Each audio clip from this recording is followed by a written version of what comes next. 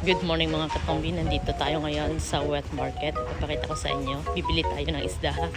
So ayan, every Thursday and Sunday nga po, meron po ditong wet market. Maganda ditong mamili kasi fresh, doon pa sa pinakadulo. Yan, meron na rin dito. Start. Wala pa masyadong maraming tao, kaya magandang mamili ngayong umaga.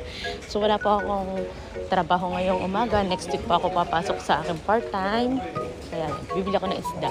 Gusto ko dito, tingnan nyo, napaka-fresh oh. Lala. Ayan, dito na tayo. Bibili din ako ng prutas. Diba?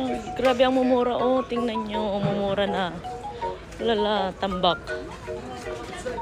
Sarap mamili pag dito kasi nga mura po, mura. Tapos mga fresh pa. Nakakita ko ng melon, kaya bibili po tayo ng melon. Oh, ang gaganda ng mga berries. Oh, lala, ganda. Ayan, mamili ako cherry, yummy.